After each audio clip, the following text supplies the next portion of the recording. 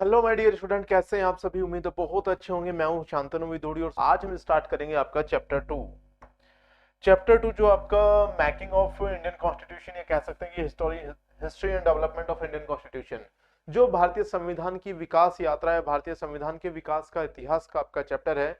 उस chapter second को आज हम स्टार्ट करने वाले हैं। चलिएगा चैप्टर को स्टार्ट करते हैं।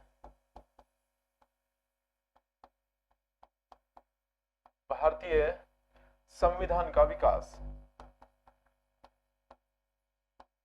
भारतीय संविधान का विकास। अगर हम इस टॉपिक की बात करते हैं, डेवलपमेंट ऑफ इंडियन कॉन्स्टिट्यूशन की बात करते हैं, तो इसे हम वैसे तो तीन पार्ट में डिवाइड कर सकते हैं। कितने पार्ट में डिवाइड कर सकते हैं इसको? हम तीन पार्ट में डिवाइड कर सकते हैं। तीन जो पार्ट हम इसके डिवाइड करते हैं कौन कौन से होंगे? हम भारतीय संविधान के विकास की बात करते हैं तो तीन कौन कौन से पार्ट करते हैं। सबसे पहले हम 1773 से बात करते हैं आपका 1858 तक। कब तक बात करते हैं? 1773 से 1858 तक। उसके बाद हम बात करते हैं आपका 1858 से 1858, 1858 से 1947 तक। कब तक? 1947 तक। और जो ये नेक्स्ट आपका होता है 1947 से आगे, 1947 से आगे आगे हम आज तक इसको जोड़ के चलते हैं, क्योंकि आपने देखा होगा नए नए संविधान संशोधन हमको मिल रहे हैं। जो अभी भी हम संविधान संशोधन कर रहे हैं, 1947 के बाद 1950 में जब हमने अपना संविधान लागू किया था, उस 1950 26 जनवरी 1950 को अपना संविधान लागू करने से आज तक लगभग हम 100 से ज्यादा संविधान संशोधन कर चुके हैं। कितने? लगभग 100 से ज्यादा संविधान संशोधन कर चुके हैं। और अगर हम 100 से ज्यादा संविधान संशोधन कर चुके हैं तो उसका मतलब ये है कि जो हमारी कॉन्स्टिट्यूशनल डेवलपमेंट की जो एक यात्रा थी, एक जर्नी थी, वो अभी तक लगातार चल रही है। यानी कि हम अभी तक भी कॉन्स्टिट्यूशनल डेवलपमेंट कंडीशन में लगातार चल रहे हैं। एक डेवलप्ड कॉन्स्टिट्यूशन, एक विकसित संविधान कभी भी कुछ नहीं होता है, क्योंकि लगातार आपकी जो विचारधाराएं हैं, लगातार नए विचारों के आने से आप संविधान को लगातार अपडेट करते रहते, तो अपडेशन की जो कंडीशन है लगातार चलती रहेगी। तो इसलिए इस चीज को इसमें ऐड करना जरूरी है, क्योंकि 1947 1947 में से पहले 1946 में जब हमने अपनी संविधान सभा का गठन किया था, जब हमने संविधान सभा के निर्माण की प्रक्रिया स्टार्ट की थी, उसके बाद हमने संविधान तैयार किया। उस समय की जो मानसिकता थी, उस समय की जो विचारधारा थी, और जो आज आप 21वीं सदी में आप चल रहे हैं, तो 21वीं सदी की जो विचारधारा है, जो मानसिकता है, जो सर्कमस्टांसेस है, जो आपके सोशल सिचुएशन है, वो टोटली चेंज हो चुकी है। तो उसके अकॉर्डिंग आपको कॉन्स्टिट्यूशन को अपडेट करना पड़ेगा। चलेगा। जब हम बात करते हैं 1773 से 1858 तक की, तो इसे हम कहते हैं कंपनी का शासन। क्या कहते हैं इसे हम? कंपनी का शासन। कंपनी का शासन इसको क्यों कहा जाता है? क्योंकि यहां इस समय जो आपका शासन चल रहा था वो आपका ईस्ट इंडिया कंपनी के अकॉर्डिंग चल रहा था। किसके अकॉर्डिंग? आपका ईस्ट इंडिया कंपनी। अब यहां पर सबसे इंपॉर्टेंट चीज आती है, एक छोटा सा आपको इस टॉपिक से अलग की मैं चीजें बता देता हूं। आपने कुछ चीजें पढ़ी होंगी, आपके लिए जानना जरूरी है। इन कंपनियों को ईस्ट इंडिया ही क्यों कहा जाता है? आपने पढ़ा होगा ब्रिटिश ईस्ट इंडिया कंपनी, आपने पढ़ा होगा स्वीडिश ईस्ट इंडिया कंपनी, आपने पढ़ा होगा पुर्तगीज ईस्ट इंडिया कंपनी। चाहे कोई सी भी कंपनी रही हो, चाहे वो फ्रांसिस हो, चाहे वो डचेस हो, कुछ भी हो, सबके सामने कॉमन वर्ड यूज होता है ईस्ट इंडिया। क्यों? वो चीज मैं आपको बता देता हूं। East India company, East India company, इन कंपनियों को ईस्ट इंडिया क्यों कहा जाता है? हालांकि ये मॉडर्न हिस्ट्री का टॉपिक है थोड़ा सा, लेकिन उसके बावजूद भी मैं इसको थोड़ा सा आपको ग्लिम्स दे देता हूं, बता देता हूं। क्योंकि अगर आप यूपीएससी की तैयारी कर रहे हैं तो ये क्वेश्चन इंटरव्यू का क्वेश्चन है। वैसे तो मेंस में भी एक बार आया था, लगभग ये 2016-17 के आसपास आया था, कि इन सभी कंपनियों को ईस्ट इंडिया क्यों कहा जाता है, इस पर विस्तार से चर्चा कीजिए।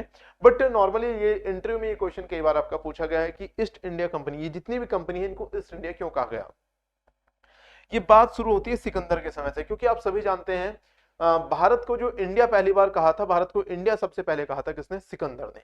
किसने कहा था? आपका सिकंदर ने। अब उसके बाद 1453 1453 में एक वैश्विक घटना होती है। क्या? 1453। देखिएगा, आप सभी जानते हैं जो आपका वास्को डिगामा है। कौन? वास्को डिगामा भारत आया था 1498 में। कब? आपका 1498 में। जब वास्को डिगामा भारत आया था 1498, वो किससे आया था? आपका समुद्री मार्ग से वास्को डिगामा। कौन आया था? Vasco da Gama, Vasco D gamma. Vasco D gamma Bharat आया था, और ये आया था किससे, आपका समुद्री मार्ग से। किससे आया था, समुद्री मार्ग से 1498 में वास्को डी गामा भारत आया था। लेकिन उससे पहले क्या यूरोप के साथ हमारा व्यापार नहीं हो रहा था? अगर आप प्राचीन भारत की भी बात करेंगे तो सिकंदर था, सेल्यूकस निकेटर था, ये सारे यूरोपीय यात्री भारत आए थे। सिकंदर भारत में आक्रमण करने के लिए आया था, सेल्यूकस निकेटर भारत में आक्रमण करने के आया था। उसके बावजूद भी ऐसा क्या हुआ कि हम कहते हैं कि 1498 में वास्को डी गामा यूरोपीय यात्री भारत आया था? वो इसलिए कहते हैं क्योंकि 1453 में एक इंसिडेंट हुआ था, एक जगह का नाम है कस्तुनतुनिया। क्या? एक जगह का नाम है कस्तुनतुनिया। इस कस्तुनतुनिया पर कब्जा कर लिया था किसने? तुर्की ने। किसने कब्जा कर लिया था कस्तुनतुनिया पर? आपका तुर्की ने कब्जा कर लिया था। अब जब कस्तुनतुनिया पर कब्जा कर लिया था तुर्की ने, तो जो भी आपके यूरोपियन ट्रेडिशनल कंपनी थी, जो यूरोप और इंडिया के बीच में, या कह सकते हैं यूरोप और एशिया के बीच में जो ट्रेड चल रहा था, जो ट्रेड वॉर चल रहा था, उसके जो भी आपके लैंड एरियाज थे, जो लैंड वेज थे, जो आपके स्थलीय रास्ते थे, वो बंद हो चुके थे, क्योंकि सारे के सारे स्थलीय रास्ते कस्तुनतुनिया से होकर आते थे। कहां से होकर आते थे? सारे के सारे स्थलीय रास्ते कस्तुनतुनिया से होकर आते थे। अब कस्तुनतुनिया से अगर ये रास्ते होकर आ रहे हैं और कस्तुनतुनिया पर कब्जा कर लिया किसने? तुर्की ने, तो यूरोपीय जो भी व्यापारी थे, जो भी यूरोपीय व्यापारी थे, अब उनको भारत आने के लिए, या कह सकते हैं एशिया आने के लिए, या दक्षिणी एशिया में आने के लिए नए मार्गों की खोज करनी पड़ी। किसकी खोज करनी पड़ी? नए मार्गों की। अब एक चीज आप देखिएगा, अगर आप ज्योग्राफी पर थोड़ा सा फोकस करेंगे, नए मार्गों की खोज के लिए, किसके लिए? नए मार्गों की खोज के लिए। यूरोप से किधर? यूरोप से आप नए मार्गों की खोज पर निकलते हैं तो यूरोप ऊपर है, इधर पड़ता है आपका एशिया, इधर क्या पड़ता है? एशिया, इधर आपका पड़ता है अमेरिका। ठीक है, यूरोप के इधर साइड में आपका, एक मिनट रुकिएगा मैं इसको फिर से बना देता हूं। यूरोप, एशिया और अमेरिका तो ऐसे बसे हुए हैं आपका। इधर आपका यूरोप हो गया, इधर आपका एशिया हो गया, और इधर आपका ऊपर नॉर्थ अमेरिका, और नीचे आपका साउथ अमेरिका। ये आपका वर्ल्ड ज्योग्राफी का, इधर आपका नॉर्थ अमेरिका कॉन्टिनेंट, ये आपका यूरोप कॉन्टिनेंट, इधर एशिया है, इधर साउथ अमेरिका, और बीच में आपका अफ्रीका है। बीच में क्या है? आपका अफ्रीका है। तो जब हम बात करते हैं यूरोप से एशिया आने की या साउथ एशिया आने की, यहां पर एक देश पड़ता है आपका साउथ एशिया में, कौन सा? इंडिया। कौन सा? इंडिया। यूरोपीय कंपनियों को व्यापार करना था किसके साथ? भारत के साथ। किसके साथ व्यापार करना था? भारत के साथ। इसलिए 1453 में कस्तुनतुनिया पर तुर्की का कब्जा होने के बाद लगभग 1457 में एक मिशन स्टार्ट होता है। कौन सा? आपका mission Indies. Mission Indies. Mission Indies ही क्यों स्टार्ट किया गया? क्योंकि एक जगह का नाम पड़ता था इंडिया। एक जगह का नाम क्या पड़ता था? इंडिया, जिसे यूरोपीय कंपनी भारत को इंडिया ही बुलाती थी सिकंदर के समय से। कब से? सिकंदर के समय से। तो इस इंडिया की जगह पर पहुंचने के लिए, इस इंडिया नामक जगह पर पहुंचने के लिए यूरोप से एक मिशन की स्टार्ट होती है। कौन से मिशन की स्टार्ट होती है? मिशन इंडीज की स्टार्ट होती है। अब मिशन इंडीज पर बहुत सारे यात्री निकले, आपके स्पेन के, पुर्तगाल के, इंग्लैंड के, बहुत सारी जगहों के यात्री, क्या आपके बहुत सारी जगहों के यात्री मिशन इंडीज पर निकलते हैं 1457 के बाद। किसके बाद? 1457 के बाद। अब सीन क्या बनता है देखिएगा, ये कौन सी दिशा है? ये है आपका ईस्ट। ये कौन सी दिशा है? ईस्ट है। ये कौन सी दिशा है? वेस्ट। ठीक है, एक यात्री निकलता है कहां से? यूरोप से, जिसका नाम था कोलंबस। एक यात्री निकलता है स्पेन, आपके यूरोप से, जिसका नाम क्या था? कोलंबस। अब कोलंबस जैसे ही यहां पहुंचता है, उसको यहां समुद्र के कुछ रास्तों में इधर को ईस्ट की तरफ को टर्न लेना था, और वो टर्न लेकर चला जाता है किधर? नॉर्थ अमेरिका की तरफ। वो टर्न लेकर किधर चला जाता है?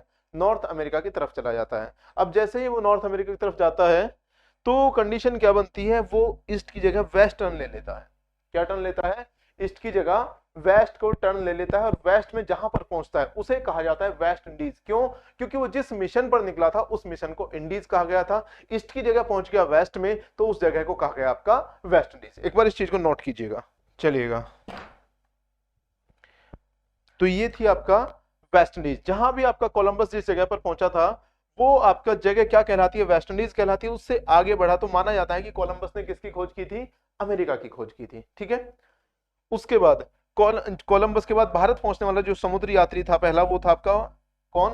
वास्को डी गामा, जो वेस्ट नहीं, उसने ईस्ट की तरफ ही टर्न लिया था और इंडिया पहुंचा था। तो वो किस मिशन पर पहुंचा था? ईस्ट इंडीज पर पहुंचा था। ये चीज आपके समझ में आ गई कि सभी कंपनियों को ईस्ट इंडिया कंपनी क्यों कहा जाता है? क्योंकि ये ईस्ट इंडिया में ट्रेड के लिए जो कंपनी बनाई गई थी उनको ईस्ट इंडिया कहा जाता है। क्लियर है? चलेगा, ये टॉपिक तो अभी आपका क्लियर हुआ कि जो 1773 से पहले, या कह सकते हैं कि 1707 औरंगजेब की मृत्यु के बाद, ठीक है भाई, 1600 में East India company, British East India company Bharat आई थी, बट उसका जो एक्चुअल इंटरफेयर भारत में माना जाता है वो 1707 में औरंगजेब की मृत्यु के बाद माना जाता है। ठीक है, चलिए इन चीजों को मैं रफ करूं या ऐसे रहने दो? चलो ऐसे रहने देना, बाद में आप लोग नोट कर देना इस चीज को।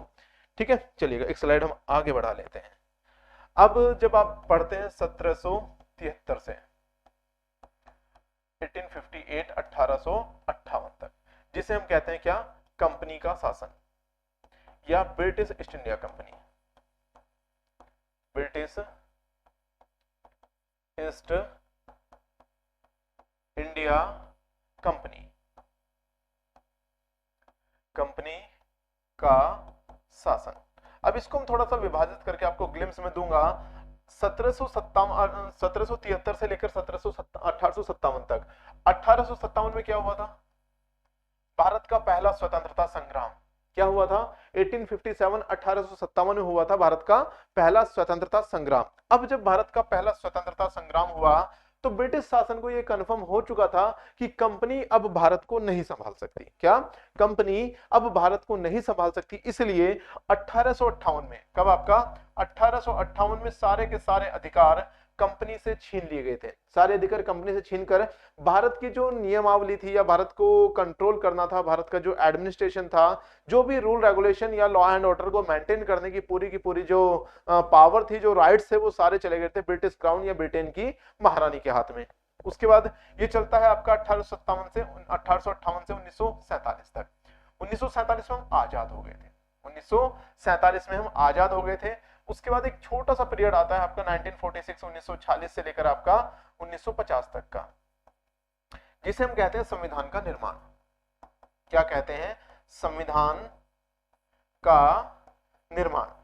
ठीक है, अब संविधान का निर्माण, ये प्रक्रिया कंप्लीट हो जाती है आपका 26 जनवरी 1950 को हम अपना संविधान लागू कर देते हैं। उसके बाद यहां से यहां तक की जो कंटेम्प्रेरी इंडिया जिसको कहा जाता है, इसे हम आज तक लगातार संशोधित कर रहे हैं।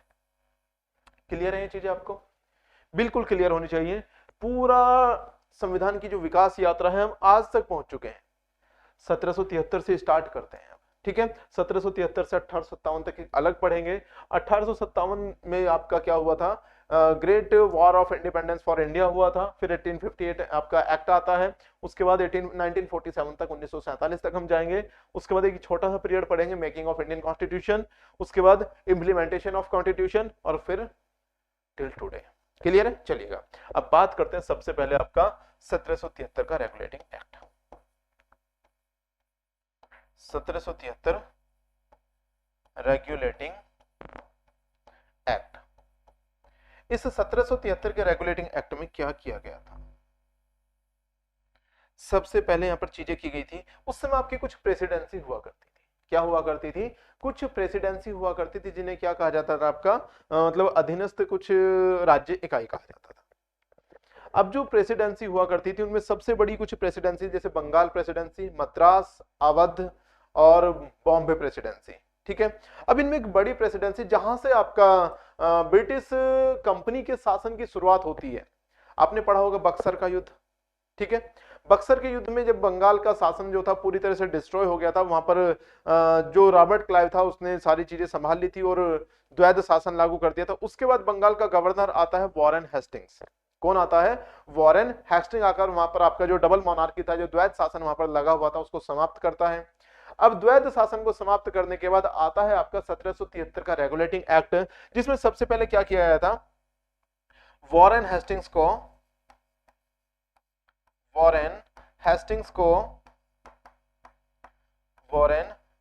को बंगाल का गवर्नर जनरल बनाया गया। बंगाल का गवर्नर बनाया गया। बंगाल का गवर्नर बनाया गया। ये इंपॉर्टेंट फैक्ट है इस चीज का। किसका? आपका जो 1773 का जो रेगुलेटिंग एक्ट है, इसका सबसे इंपॉर्टेंट फैक्ट यही है कि इसे वॉरेन हेस्टिंग्स को बंगाल का गवर्नर बनाया गया। इसके साथ और क्या किया गया इसमें?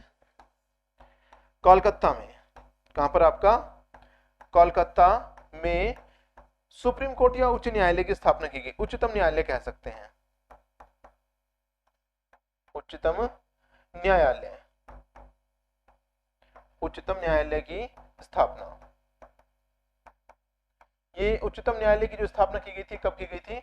1774 में। अब एक चीज ध्यान रखिएगा, यहाँ पर दो चीजों की बात की जाती है। क्वेश्चन जो एग्जाम में आता है वो तो आता है, एक तो आपका उच्चतम न्यायालय, दूसरा आता है संघीय न्यायालय, फेडरल कोर्ट जिसे कहा जाता है। फेडरल कोर्ट 1935 के अधिनियम के तहत दिल्ली में बनाया गया था, और सबसे पहले जो आपका उच्चतम न्यायालय था वो कोलकाता में बनाया गया था। क्लियर रहना चाहिए, ये चीज आप कंफ्यूज मत होना। फेडरल कोर्ट और आपका जो ये वाला कोर्ट है, दोनों अलग अलग है। क्या है? फेडरल कोर्ट और ये आपका जो सुप्रीम कोर्ट है, दोनों आपके अलग अलग है। ठीक है। अब जो आपका सुप्रीम कोर्ट बनाया गया था, इसके जो न्यायाधीश कौन थे? सबसे पहले थे सर एलिजा इम्पे। कौन थे आपके मुख्य न्यायाधीश? कौन थे मुख्य न्यायाधीश? कौन थे? Sir Elijah Impey. Sir Elijah Impey कौन थे आपके? Sir Elijah Impey. इनके अलग यहाँ पर तीन लोग और थे। कौन थे आपके? चेमिस्टर, चेमिस्टर लिमेस्टर, चेमिस्टर लिमेस्टर, और तीसरे थे आपके हाइड। ठीक है, चेमिस्टर लिमेस्टर और हाइड थे, यानी कि 4 सदस्यीय दल हुआ करता था। सबसे पहले आपके जो मुख्य न्यायाधीश, और उसके साथ 3 उसके सबऑर्डिनेट हुआ करते थे, 3 उसके अधीनस्थ न्यायाधीश हुआ करते थे। ये किसका सीन है? ये है आपका सुप्रीम कोर्ट का। इसके साथ ही और यहां पर क्या किया गया था? जो गवर्नर जनरल था, जो गवर्नर जनरल था, उसको किसी भी प्रकार का उपहार लेने के लिए, किसी भी प्रकार का गिफ्ट लेने के लिए, या किसी भी प्रकार की ऐसी चीज लेने से जो रिश्वत या मुनाफाखोरी या किसी कमीशन के रूप में देखी जा सकती है, उन चीजों पर पूर्ण रूप से प्रतिबंध लगा दिया गया था। यानी कि गवर्नर जनरल आम जनता से या किसी भी व्यावसायिक उद्देश्य की पूर्ति के लिए किसी भी व्यक्ति विशेष से किसी भी प्रकार के उपहार को स्वीकार नहीं कर सकता था। अगर वो इन चीजों को स्वीकार करता है तो उसके खिलाफ जो केस दायर होगा वो सुप्रीम कोर्ट में होगा, उसकी सुनवाई ये 4 लोग करेंगे। और इसके साथ यहाँ पर और चीजें कर दी गई थी। जो व्यावसायिक और प्रशासनिक शक्तियां थी, जो कंपनी की जो व्यावसायिक और प्रशासनिक शक्तियां थी, उन प्रशासनिक और व्यावसायिक शक्तियों को समाहित कर दिया गया था। किसमें? गवर्नर में। किसमें? आपका बंगाल के गवर्नर में। अब जैसे ही बंगाल के गवर्नर में इन चीजों को समाहित किया जाता है, किसमें? जो सारी व्यावसायिक शक्तियां, सारी प्रशासनिक शक्तियां किसमें समाहित कर दी गई? बंगाल के गवर्नर में। उसी के पास पूरी पावर थी, वो चाहे किसी भी प्रकार से एडमिनिस्ट्रेशन को कंट्रोल करे, वो किसी भी प्रकार से रेवेन्यू जनरेट करे। बस कंपनी को एक चीज से मतलब था, एक तो एडमिनिस्ट्रेशन ओके होना चाहिए, यहाँ पर जो मतलब क्रांतियां ना हो, लोग सर ना उठाएं, आवाज ना उठाएं। दूसरा, कंपनी के रेवेन्यू पर निगेटिव इफेक्ट नहीं आना चाहिए। अगर किसी भी तरह से कंपनी के रिवेन्यू पर निगेटिव इफेक्ट आता है तो वो कंपनी के लिए गलत बात थी। अब वॉरेन हेस्टिंग्स ने इस चीज का फायदा उठाया। वॉरेन हेस्टिंग्स ने क्या किया? इन चीजों का फायदा उठाने की कोशिश की, और जब वो इन चीजों का फायदा उठाने की कोशिश करता है तो उसमें एक बहुत इंपॉर्टेंट फैक्ट आता है कि फैजाबाद की संधि को तोड़ दिया गया। कौन सी संधि? फैजाबाद की संधि। फैजाबाद की संधि को कब तोड़ा गया? 1780 के आसपास उसे तोड़ा गया। क्यों? क्योंकि जब अवध के नवाब थे या बंगाल के नवाब थे, उनके पास जो बेगम थी, बेगमों के पास बहुत ज्यादा सोना और जवाहरात हुआ करते थे। अब फैजाबाद की संधि में यह संधि की गई थी ब्रिटिश शासन के द्वारा या कंपनी शासन के द्वारा कि जब अवध को भी और बंगाल को भी कैप्चर कर लिया गया था कंपनी के द्वारा, कि आपकी जो समस्त संपत्ति होगी वो कंपनी की होगी, लेकिन यह तय किया गया था कि महिलाओं के जवाहरात या महिलाओं को कुछ नहीं कहा जाएगा। ठीक है। अब वॉरेन हेस्टिंग्स ने सारी चीजें अपने अंडर में ले ली। अब सारी चीजें अपने अंडर में लेने के साथ साथ उसने कंपनी का जो रेवेन्यू था उसको भी बढ़ाया, और साथ में अपना रेवेन्यू भी बढ़ाया। अपना मतलब खुद की पर्सनल प्रॉपर्टी के लिए उसने क्या किया? उन बेगमों के या महिलाओं के जो उस समय शासक नहीं थे, कौन? बंगाल के नवाब, अवध के नवाब, जो उस समय शासक नहीं थे, उस समय वो पावर में नहीं थे, उन महिलाओं के जवाहरात जो थे उनको हड़प लिया। ठीक है। हालांकि बाद में इस पर केस चला, बहुत सारी सुनवाई हुई, बहुत सारी चीजें हुई, और वॉरेन हेस्टिंग्स को अपने पद से भी हटना पड़ा। वॉरेन हेस्टिंग्स को अपने पद से भी हटना पड़ा। बट इसके बाद ब्रिटिश कंपनी को लगा कि यार कुछ चीजें तो हमने गड़बड़ की हैं। इसके बाद आता है आपका एक 1781 में एक आता है आपका एक्ट ऑफ सेटलमेंट। 1781 में क्या आता है आपका एक्ट ऑफ सेटलमेंट आता है। क्या आता है एक्ट ऑफ सेटलमेंट में जो पावर्स दी गई थी ब्रिटिश गवर्नमेंट के द्वारा किसको गवर्नर को, उन पावर को थोड़ा सा कंट्रोल किया गया था। क्या किया गया था कंट्रोल किया गया था। उसके बाद आगे आता है आपका 1784 में पिट्स इंडिया एक्ट। 1784 1784 में आता है आपका Pitt's India act. Pitt's India act. अब पिट्स इंडिया एक्ट में क्या किया गया, यहां पर सबसे इंपॉर्टेंट जो चीज थी वो थी आपका board of director.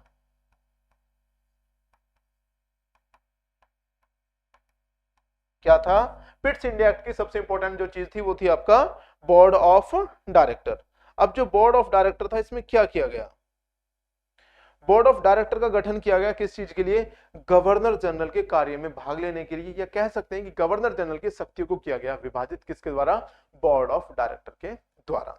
Board of director का गठन कर दिया गया किसके द्वारा, पिट्स इंडिया एक्ट के द्वारा। ये जो एक्ट था इसको पिट्स इंडिया एक्ट क्यों कहा जाता है, इंपॉर्टेंट क्वेश्चन है कि जो आपका 1784 का रेगुलेटिंग इंडियन रेगुलेटिंग एक्ट है या रेगुलेशन ऑफ इंडिया एक्ट है, इसको पिट्स इंडिया एक्ट इसलिए कहा जाता है क्योंकि इसको तैयार किया गया था सर विलियम पिट के द्वारा। किसके द्वारा, सर विलियम पिट के द्वारा इस एक्ट को तैयार किया गया था, इसलिए इसको पिट्स इंडिया एक्ट कहा जाता है। ठीक है चलेगा। इसके बाद आगे बढ़ेंगे। आगे जो आपका नेक्स्ट एक्ट आता है कौन सा, आपका अगला एक्ट आपका आता है 1793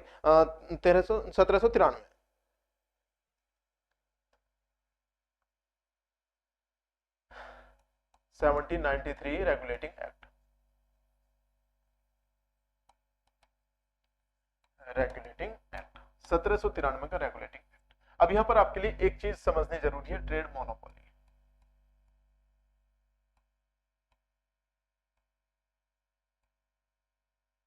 ट्रेड मोनोपोली या व्यापारिक एकाधिकार,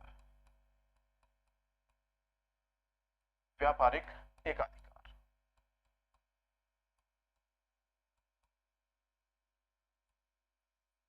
इस चीज को समझना बहुत ज्यादा जरूरी है। क्यों है इस चीज को समझना जरूरी, क्योंकि जब 31 दिसंबर 1600 को गठन किया गया था किसका,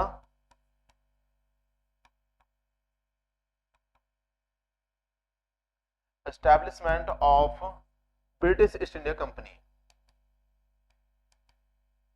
ब्रिटिश ईस्ट इंडिया कंपनी। अब जब 31 दिसंबर 1600 को ब्रिटिश ईस्ट इंडिया कंपनी का गठन किया गया था, उस समय यह चीज क्लियर कर दी गई थी कि भारत में या आपके जो साउथ एशिया है, जो दक्षिण या पूर्वी एशिया, इसके साथ साउथ के साथ ईस्ट एशिया को भी यहां पर कंसीडर किया गया था, दक्षिणी या पूर्वी एशिया में व्यापार करने के समस्त अधिकार सिर्फ इस कंपनी के पास होंगे, सिर्फ इस कंपनी के। यानी कि ब्रिटेन से कोई दूसरी कंपनी, ब्रिटेन से कोई दूसरी कंपनी दक्षिण एशिया या उसके बाद इसको बढ़ाकर किया गया एशिया में व्यापार करने के लिए ब्रिटेन से कोई दूसरी कंपनी नहीं आएगी। इसको कहा गया आपका ट्रेड मोनोपोली। क्या कहा गया, व्यापारिक एकाधिकार। अब व्यापारिक एकाधिकार के तहत यहां पर जो चीजें की गई थी उसमें भारत के साथ, चाइना के साथ, श्रीलंका के साथ, मध्य एशिया के सभी देशों के साथ व्यापार किया गया किसके द्वारा, ईस्ट इंडिया कंपनी के द्वारा। इन व्यापार की चीजों में जो मुख्य आपकी चीजें मानी जाती हैं वो मुख्य चीजें हुआ करती थी आपका चीनी, चाय, तंबाकू, कपड़ा और नील। चीनी, चाय, तंबाकू, कपड़ा और नील। लेकिन इसमें एक विशेष चीज थी, जो भारत के साथ व्यापार किया गया था, व्यापार को स्टार्ट किया गया था, वो किया गया था मसालों के साथ। क्या किया गया था, भारत के साथ व्यापार को स्टार्ट किया गया था मसालों के साथ, जिसे बाद में कन्वर्ट कर दिया गया था आपके कपड़े और दूसरी चीज क्या थी आपका नील। भारत में आपने नील विद्रोह भी पढ़े होंगे, नील की खेती के चक्कर में बहुत सारी चीजें हुई थी भारत में। ठीक है, तो ये बात आती है, आपको ये समझना जरूरी था कि आपका ट्रेड मोनोपोली क्या है, व्यापारिक एकाधिकार क्या है। तो व्यापारिक एकाधिकार एक व्यापार पत्र है जो ब्रिटिश की गवर्नमेंट के द्वारा या ब्रिटिश गवर्नमेंट के द्वारा दिया गया था ईस्ट इंडिया कंपनी को, क्योंकि उसमें यह फरमान जारी किया गया था, लिखित आदेश दिया गया था, लिखित आश्वासन दिया गया था कि ब्रिटेन से कोई दूसरी कंपनी एशिया में व्यापार के लिए नहीं आएगी। ठीक है, ब्रिटेन से कोई दूसरी कंपनी व्यापार के लिए नहीं आएगी।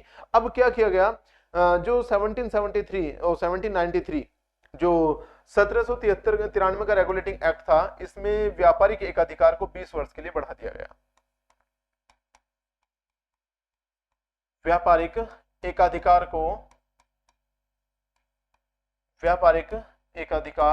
को 20 वर्षों के लिए बढ़ा दिया गया। 20 वर्षों के लिए बढ़ा दिया गया।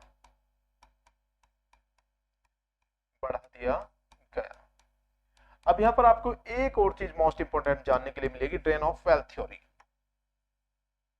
क्या आपका drain of wealth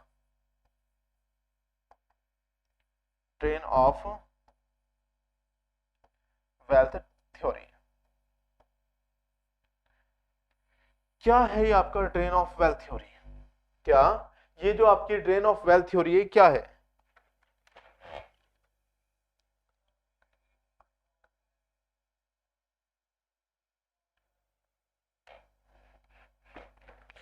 drain of wealth theory का मतलब है जो ईस्ट इंडिया कंपनी का जो रेवेन्यू था, अभी तक वो चीजें कर रही थी क्या, अपने बिजनेस को एक्सप्लोर करने के लिए, बिजनेस को के एक्सटेंशन के लिए, इंडिया में अपने व्यापार को बढ़ाने के लिए। देखिएगा, एक सिस्टम होता है, कोई भी कंपनी होती है, उसका रेवेन्यू एक्स अमाउंट का है, वो एक वैल्यू सेट करती है कि एक्स अमाउंट का मैं A% कितना A% वापस कंपनी में इन्वेस्ट करके कंपनी का आकार बढ़ाएंगे, कंपनी का व्यापार बढ़ाएंगे, कंपनी की नीतियों में परिवर्तन करेंगे, एम्प्लॉइज की सैलरी बढ़ाएंगे। एक सिंपल सा फॉर्मूला होता है कि इतने परसेंट, मान लिया हमने 100 रुपए कमाए हैं तो कोशिश करेंगे 80 रुपए वापस कंपनी में इन्वेस्ट करके कंपनी को बढ़ाया जाए। ठीक है, अभी तक 1600 से लेकर 1793 तक लगभग 200 वर्ष ब्रिटिश ईस्ट इंडिया कंपनी ने भी यही काम किया। कंपनी ने भारत में व्यापार किया, उस व्यापार का कुछ हिस्सा तो फिक्स था कि ब्रिटिश क्राउन को देना है, ब्रिटेन की महारानी को देना है, ब्रिटेन की अर्थव्यवस्था में लगना है। उसके अलग कुछ हिस्सा फिक्स था जो कंपनी वापस व्यापार में इन्वेस्ट करेगी, भारत में इन्वेस्ट करेगी, अपनी कंपनी में इन्वेस्ट करेगी। लेकिन 1793 के बाद ये चीजें क्लियर की गई कि अब हम भारत में बहुत ज्यादा इन्वेस्ट नहीं करेंगे, अब हम क्या करेंगे, धन की निकासी करेंगे, यहां से धन निकालेंगे, भारत में इन्वेस्ट नहीं करेंगे। और यहीं से शुरुआत होती है आपके टॉर्चर की। क्या यहीं से शुरुआत होती है टॉर्चर की, क्योंकि रेवेन्यू तो बढ़ाना था, रेवेन्यू तो बढ़ाना था, भारत से व्यापार का जो धन होता है उसको तो बढ़ाना था, लेकिन भारतीयों को उसका फायदा, उसका लाभ नहीं देना था। अगर माना जाए कि जो ब्रिटिश ईस्ट इंडिया कंपनी के जो कुकृत्य थे या उसके भारत पर जो टॉर्चर थे, जो भारतीयों पर उसके अत्याचार थे, उनकी शुरुआत कब से होती है, तो उसकी शुरुआत माना जाता है आपका ड्रेन ऑफ वेल्थ थ्योरी, जब ब्रिटिश ईस्ट इंडिया कंपनी ने भारत में पूरी तरह से अपने जो इन्वेस्टमेंट की जो थ्योरी थी उनको चेंज कर दिया था।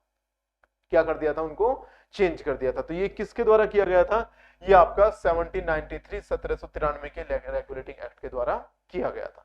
क्लियर है? चलिएगा आगे बढ़ते हैं। आपका 1813 का रेगुलेटिंग एक्ट, 1813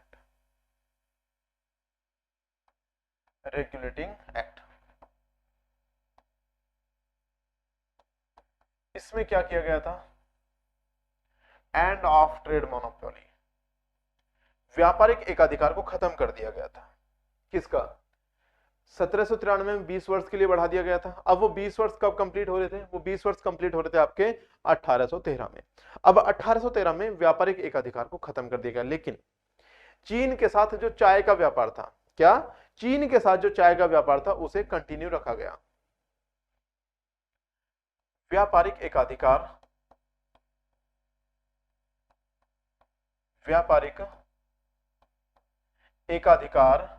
को समाप्त किया गया,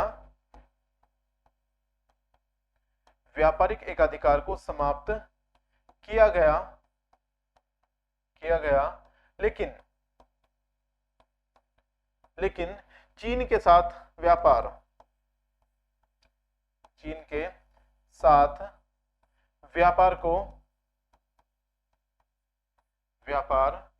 को चलने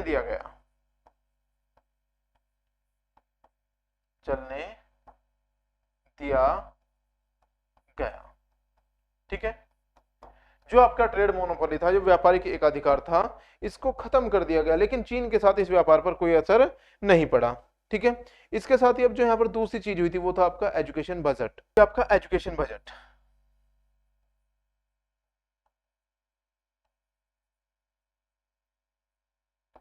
शिक्षा पर 1 लाख का बजट। भारत में अंग्रेजी शिक्षा पर, अंग्रेजी शिक्षा पर, शिक्षा पर जोर देने के लिए, जोर देने के लिए 1 लाख रुपए, 1 लाख रुपये वार्षिक खर्च, वार्षिक खर्च जो ब्रिटिश गवर्नमेंट थी उसने डिसाइड किया कि भारत में अंग्रेजी जो शिक्षा है उसको कंटिन्यू करने के लिए, उसको बढ़ाने के लिए, उसको एक्सप्लोर करने के लिए 1 लाख रुपए प्रतिवर्ष खर्च करेंगे। कौन से बजट में किया गया था? ये किया गया था आपके 1813 के रेगुलेटिंग एक्ट में। ठीक है, इसके बाद जो अगला एक्ट आता है उसे कहा जाता है आपका चार्टर एक्ट। अब ये देखिएगा, यहां पर आपको एक अलग चीज देखने के लिए मिलेगी। क्या? एक अलग चीज देखने के लिए मिलेगी। जब आपका 1793 का रेगुलेटिंग एक्ट आया था, जब आपका 1793 का रेगुलेटिंग एक्ट आया था, वहां पर कुछ चीजें सेट की गई थी, क्योंकि पहली बार भी जो ट्रेड मोनोपोली थी उसको 20 वर्ष के लिए बढ़ाया गया था, और ये सेट किया गया था कि अब प्रत्येक 20 वर्ष के बाद इसकी समीक्षा की जाएगी। किसकी? जो भी रेगुलेटिंग एक्ट यहां पर चल रहा है उसकी समीक्षा की जाएगी। लेकिन 1793 का जो एक्ट था जिसमें आपका drain of wealth policy start की गई थी, वो विफल होना स्टार्ट हो गया था। उसमें बहुत सारी चीजों का सामना करना पड़ा था किसको? ब्रिटिश गवर्नमेंट को। इसलिए उन्होंने क्या किया, भारत में शिक्षा के लिए कार्य स्टार्ट कर, शिक्षा के लिए जो पैसा लगाना स्टार्ट कर दिया, और इसके साथ ही भारत में ईसाई मिशनरियों की स्थापना करनी स्टार्ट कर दी। ईसाई मिशनरियों की स्थापना, और इसके तहत ही सबसे पहले भारत में जो गोवा में एक चर्च की स्थापना की गई, वो भारत में ईसाई धर्म की पहली बिल्डिंग मानी जाती है। भारत में ईसाई धर्म की पहली बिल्डिंग मानी जाती है। ठीक है, जो आपका सेंट कैथोलिक चर्च आपका गोवा में बना दिया गया था। ठीक है, अब सीन क्या बनता है, यहां पर आप ये चीज भी नोट कीजिएगा, भारत में ईसाई मिशनरियों की स्थापना, भारत में ईसाई मिशनरियों की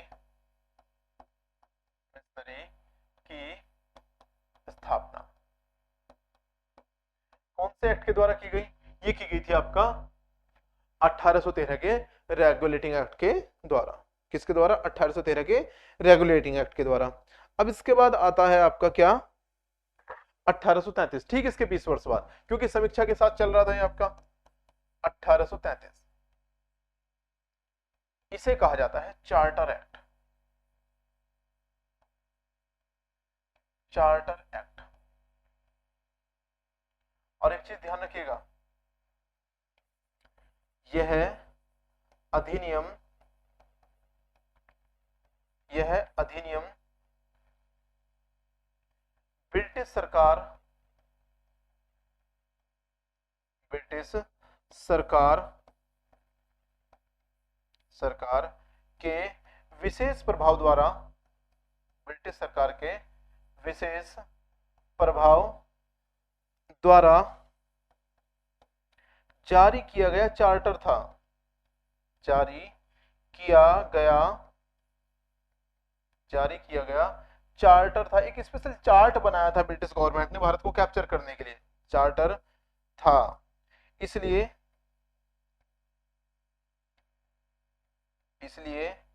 इसे चार्टर एक्ट कहा जाता है, चार्टर एक्ट कहा जाता है। अब ये स्पेशल चार्टर इसमें था क्या?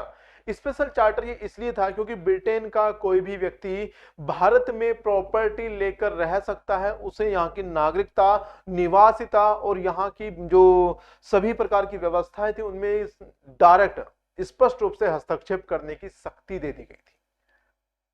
India become a complete colony according to the charter act of 1833। 1833 के अधिनियम के द्वारा ही भारत को पूर्ण उपनिवेश बना दिया गया था। ब्रिटिश गवर्नमेंट के द्वारा डायरेक्ट अपने अंडर में ले लिया गया था किसको? भारत को। क्योंकि हाँ, ये बात सच है कि हम 1858 में पूरी तरह से अधीन गए थे, लेकिन जो पूरी तरह से एक कॉलोनी बना दिया गया था, एक उपनिवेश भारत को बना दिया गया था, वो आपका 1833 अधिनियम है, जिसमें भारत को उपनिवेश का दर्जा मिल चुका था। क्यों मिल चुका था? क्योंकि जब किसी दूसरे देश की सरकार, जब किसी दूसरे देश की सरकार किसी अन्य देश में जाकर के वहां पर प्रॉपर्टी खरीदने के, रहने के और वहां की व्यवस्था में सीधे हस्तक्षेप करने के अधिकार ग्रहण कर ले, तो वो सरकार अब उस देश को अपना गुलाम बना सकती है और वो देश क्या कहलाएगा? उपनिवेश कहलाएगा, कॉलोनी कहलाएगा। ठीक है, क्योंकि भारतीय जो कंपनी थी, या कह सकते हैं कि यहाँ की जो शासन सत्ता थी, उसकी स्वायत्ता पूर्ण रूप से समाप्त हो गई थी। स्वायत्ता यानी कि संप्रभुता, सॉवर्जिनिटी। तो पूर्ण रूप से संप्रभुता खत्म किस अधिनियम में हुई थी? आपका 1833 अधिनियम में। अगर क्वेश्चन एग्जाम में आता है भारत को पूर्ण उपनिवेश का दर्जा किस अधिनियम के तहत मिला था, तो वो आपका 1833 अधिनियम मिला था। सीन क्या था आप देखिएगा, यहां अंतर आपको दिख गया होगा। अभी तक जो हम 1773 से 1813 तक पढ़ रहे थे वो थे आपके रेगुलेटिंग एक्ट। क्या थे? रेगुलेटिंग एक्ट थे, वो इंडिया को रेगुलेट करने के लिए आ रहे थे। और उसके बाद 1833 से स्टार्ट होते हैं आपके चार्टर एक्ट, चार्टर अधिनियम, जो स्पेशल चार्ट बनकर आते हैं, एक स्पेशल रूल रेगुलेशन बनकर आता है। कहां से? डायरेक्ट ब्रिटिश क्राउन से। कहां से? डायरेक्ट ब्रिटिश क्राउन से। ठीक है, मैंने आपको बताया था भारत में जो स्पेशल टॉर्चर स्टार्ट हुआ था ईस्ट इंडिया कंपनी का, वो 1793 से हुआ था। कब से हुआ था? 1793 से। ठीक है, 1793 से कंपनी ने अपना जो drain of wealth theory start की, यहाँ पर इन्वेस्टमेंट कम किया, टॉर्चर ज्यादा किया, रेवेन्यू बढ़ाने के प्रयास किए गए, कई सारे अनएथिकल प्रयास किए गए। उसके बाद 1833 में ब्रिटिश सरकार ने पूरी तरह से यहाँ पर इंटरफेयर करना स्टार्ट कर दिया, पूरा हस्तक्षेप स्टार्ट कर दिया। तो अब और ज्यादा यहाँ पर क्रांति की कंडीशन बनने लगी। ठीक है, अब इसके बाद ही क्या होता है? 1853 एक्ट आता है आपका। कौन सा? 1853 चार्टर एक्ट, 1853 का अधिनियम आता है। ठीक है, 1853 चार्टर एक्ट,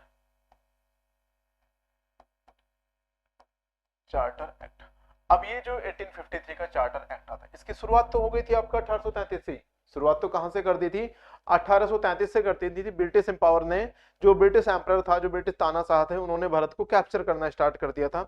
अब इसमें जो गवर्नर जनरल थे उनको और ज्यादा पावर दी गई।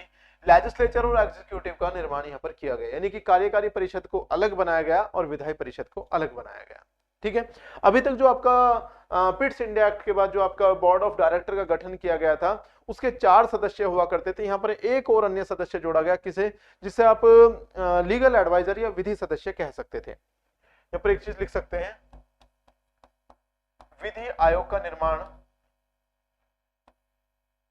एक मिनट, जो आपका विधि आयोग का निर्माण तो आपके 1833 में ही हो गया था। यहां पर आप लिख लेंगे विधि आयोग का गठन।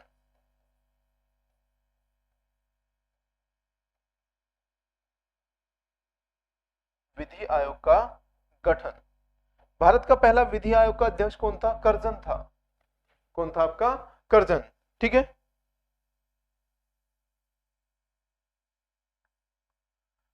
अब जो चार्टर एक्ट आता है, इसके द्वारा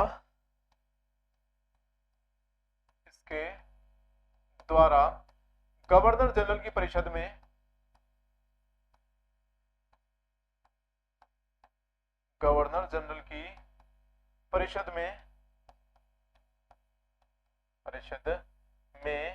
एक स्थायी सदस्य के रूप में, एक स्थायी सदस्य के रूप में, एक स्थायी सदस्य के रूप में विधि अधिकारी, विधि अधिकारी को जोड़ा गया। विधि अधिकारी को जोड़ा गया। कहां जोड़ा गया? आपका गवर्नर जनरल की परिषद में। किसको जोड़ा गया? आपके एक विधि अधिकारी को। ठीक है, इसके साथ ही अब जो बोर्ड ऑफ डायरेक्टर के सदस्य थे, क्या बोर्ड ऑफ डायरेक्टर के जो सदस्य थे, इनकी संख्या जो कर दी गई थी वो आपका 24 से घटाकर 18 कर दी गई थी। कितनी कर दी गई थी? जो बोर्ड ऑफ डायरेक्टर के सदस्य हुआ करते थे 24 हुआ करते थे, उनकी सदस्य संख्या को घटाकर कितना कर दिया गया था? 18 कर दिया गया था। अब दो अलग चीजें यहां पर बनाई गई थी। गवर्नर जनरल की कार्यकारी परिषद, गवर्नर जनरल की कार्यकारी परिषद, कार्यकारी परिषद, और दूसरी बनाई गई थी आपका विधायी परिषद, यानी कि आपका एग्जीक्यूटिव और लेजिस्लेचर को अलग अलग कर दिया गया था। विधायी परिषद, ठीक है। अब जो आपकी कार्यकारी परिषद थी, जो एडमिनिस्ट्रेटिव बॉडी थी, ये सिर्फ और सिर्फ एडमिनिस्ट्रेशन पर ध्यान देती थी, रूल रेगुलेशन पर ध्यान देती थी और रिवेन्यू जनरेशन पर ध्यान देती थी। किस पर? आपका रूल रेगुलेशन और आपका जो लॉ एंड ऑर्डर था उनको मेंटेन करना और कंपनी के लिए रिवेन्यू जनरेट करना। किसके लिए? कंपनी के लिए रिवेन्यू जनरेट करना। अब जो लॉ एंड ऑर्डर था जिसको मेंटेन करने का काम दिया गया था गवर्नर जनरल की एग्जीक्यूटिव या कार्यकारी परिषद को, उस एग्जीक्यूटिव के लिए जो लॉ एंड ऑर्डर बनाने का काम था वो गवर्नर जनरल की विधायी परिषद को दिया गया। उस विधायी परिषद के एक सलाहकार के रूप में एक विधि अधिकारी को परमानेंट रूप से यहां पर जोड़ दिया गया था, जो विधेयक पास करवाने के लिए वोटिंग का अधिकार भी रखता था। क्या? विधेयक पास करवाने के लिए वोटिंग का अधिकार भी दिया गया था। किसको? गवर्नर जनरल के परिषद के विधि सदस्य को। क्लियर है? जो विधि सदस्य था इसको पूरा अधिकार था, ये जो बहस थी उसमें भाग भी लेगा, ठीक है, और अपना मत भी देगा, ठीक है। जो आपका विधि सदस्य था ये इसका पूर्ण सदस्य था, ठीक है। अब जो ये विधायी परिषद थी इसके सदस्य कितने थे आपका? एक तो मुख्य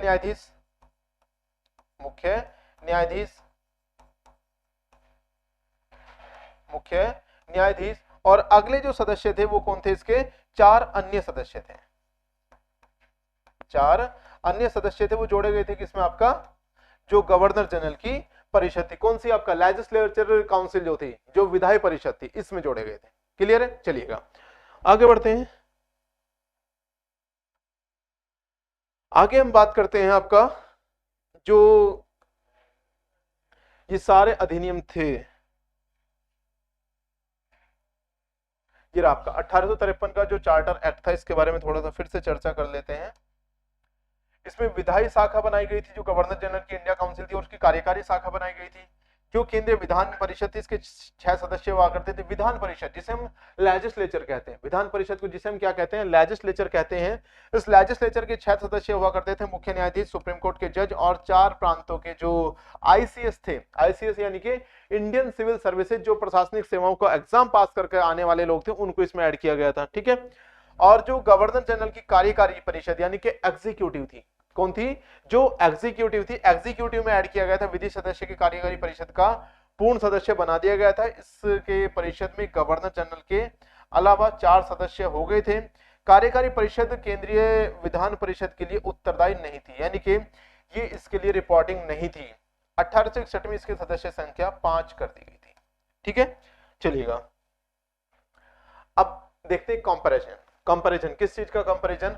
जो आपका क्राउन के शासन के अधीन भारत के जो ये थे आपके एक्ट आए थे 1853 तक हमने पढ़ा। 1853 तक के जो आपके रेगुलेटिंग एक्ट थे ये किसके थे? ये आपके ब्रिटिश क्राउन के थे, सॉरी ये कंपनी के थे। अब कंपनी के जो ये एक्ट थे, इसके बाद आपका क्या आता है? 1857 1857 भारत की महान क्रांति, भारत की महान क्रांति, या कह सकते हैं कि पहला स्वतंत्रता संग्राम, भारत का पहला स्वतंत्रता संग्राम कब हुआ था? 1857 1857 में हुआ था। 1857 की क्रांति को भारत का पहला स्वतंत्रता संग्राम किसने कहा? वीडी सावरकर ने। किसने कहा था? वीडी सावरकर।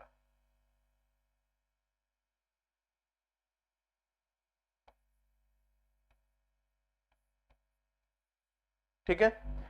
इससे पहले किसी भी थिंकर्स ने, किसी भी फिलोसफर ने जो 1857 की क्रांति थी उसे सिर्फ एक सैन्य विद्रोह कहा था, किसी ने भी पूर्ण स्वतंत्रता संग्राम का दर्जा नहीं दिया था। ठीक है, पूर्ण स्वतंत्रता संग्राम का दर्जा नहीं देने के कारण इसे एक अधूरा विद्रोह भी कहा जाता है, इसे सैन्य विद्रोह भी कहा जाता है। लेकिन जो आपके वीडी सावरकर थे उन्होंने अपनी बुक में लिखा था भारत का प्रथम पूर्ण स्वतंत्रता संग्राम। अब इस स्वतंत्र संग्राम को तो असफल कर दिया गया था ब्रिटिश गवर्नमेंट के द्वारा, लेकिन उसके बाद भारत की बागडोर पूरी तरह से चली गई थी ब्रिटिश क्राउन के हाथ में। अब कंपनी के शासन को पूरी तरह समाप्त कर दिया गया और भारत के लिए नियम बनाने के लिए ब्रिटेन की संसद में एक नए पद का सृजन किया गया जिसे कहा जा सकता था भारतीय सचिव या भारत मंत्री। जैसे हमारे यहाँ होते हैं, कोई गृह मंत्री है, कोई रक्षा मंत्री है, कोई वित्त मंत्री है, ऐसे ही ब्रिटिश की संसद में एक नए पद का सृजन किया गया जिसे कहा जाता था भारत मंत्री। अब भारत मंत्री क्या करता था, भारत के जो भी नियम हुआ करते थे, कुछ भी चीजें हुआ करती थी, उनको बनाने में अपनी सलाह देने का काम करता था। अब भारत मंत्री या भारत सचिव द्वारा दिए गए सलाह के आधार पर जो भी वहां नियम तैयार होते थे, उन नियमों को भारत में लागू करने का काम कौन करता था? भारत का वायसराय। भारत का वायसराय।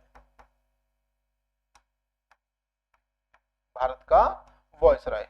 गवर्नर जनरल के पद को खत्म कर दिया गया और भारत में एक नए पद का सृजन किया गया, भारत का वायसराय। ठीक है, अब आते हैं बात इंडियन क्राउन एक्ट 1858। भारत जो परिषद अधिनियम था, भारत परिषद अधिनियम इनको कहा जाता था। और भारत परिषद अधिनियम 1858 की हम बात करते हैं। इस 1858 के अधिनियम में क्या किया गया था? भारत शासन को क्राउन के हस्तांतरित कर दिया गया था। जो ब्रिटिश क्राउन थी, क्या जो ब्रिटिश क्राउन थी उसको शासन पूरी तरह से दे दिया गया था। ठीक है, और इसको सुशासन का अधिनियम भी कहा जाता है। कुछ विशेष सुधार करने की बात कही गई थी। क्या? कुछ विशेष सुधार करने की बात कही गई थी, किसके द्वारा? ब्रिटिश शासन के द्वारा, लेकिन किए नहीं गए थे। उन्होंने ये कहा था, भाई आप पर अत्याचार किसने किए? उन्होंने क्या कहा था? आप पर अत्याचार किसने किए? कंपनी ने किए। कंपनी को हम हटा रहे हैं, लेकिन क्या कंपनी को हटा देने से अत्याचार खत्म हो जाए? अत्याचार तो कौन कर रहा है? ब्रिटिश शासन कर रहा है। क्यों भाई? 1833 के बाद भी तो एक चार्टर आपने बनाना स्टार्ट कर दिया था, थोड़ा बहुत कंपनी का इंटरफेयर बचा हुआ था, आपने वो भी खत्म कर दिया। यानी कि जो इन्होंने ये सुशासन का अधिनियम इसे कहा था, पूरी तरह से गलत कहा था। इन्होंने पूरा बिल फाड़ दिया कंपनी के ऊपर, कर सारा काम खुद ही रहे थे। ठीक है ना। अब भारत पूरी तरह से सीधा उपनिवेश बन चुका था। भारत के राज्य सचिव का कार्यालय स्थापित कर दिया गया था। राज्य सचिव या भारत मंत्री इसे कहा जाता था। ठीक है, उसके बाद बात करते हैं आपका 1861 के अधिनियम की, भारत शासन अधिनियम 1861। अब जो भारत शासन अधिनियम 1861 था, इसमें जो काम किया गया था उसमें सबसे इंपॉर्टेंट चीज है आपका अध्यादेश जारी करने की शक्ति किसके पास थी? ब्रिटेन के वायसराय, जो भारत का वायसराय हुआ करता था, उसको एक शक्ति दी गई थी। कौन सी शक्ति? उसको दी गई थी आपका अध्यादेश जारी करने की शक्ति। ठीक है, शक्तियों का विकेंद्रीकरण प्रारंभ हुआ और विभागीय प्रणाली की शुरुआत हुई। यानी कि अलग अलग चीजों के लिए अलग अलग विभाग बना दिए गए 1861 के अधिनियम के द्वारा। इसके बाद आता है आपका 1892 का अधिनियम। सबसे पहले स्पष्ट या कह सकते हैं प्रत्यक्ष चुनाव व्यवस्था। भारत में सबसे पहले जो प्रत्यक्ष चुनाव व्यवस्था स्टार्ट की गई थी, वो कब की गई थी? आपका 1892 के अधिनियम के द्वारा की गई थी। ठीक है, इसके बाद अगला जो था, विधायी परिषद के आकार और कार्य में विस्तार कर दिया गया। जो गवर्नर जनरल की विधायी परिषद बनाई गई थी, उस 1853 के एक्ट में उस विधायी परिषद के कार्य में विस्तार कर दिया गया। देखिएगा, इन्होंने सिर्फ शासन बदला, इन्होंने नियम नहीं बदले थे। सिर्फ क्या बदला था? शासन बदला था, इन्होंने नियम नहीं बदले थे। उसके बाद आता है आपका 1909 अधिनियम, जिसे आपका मार्लोमेंटो सुधार कहा जाता है। ये 1909 अधिनियम जो आया था, इसके अलग एक और कहानी बनती है। क्या? 1905 का बंगाल हुआ था आपका बंगाल विभाजन। बंगाल विभाजन किस आधार पर किया गया था? बंगाल विभाजन भी आपका सांप्रदायिकता के आधार पर किया गया था।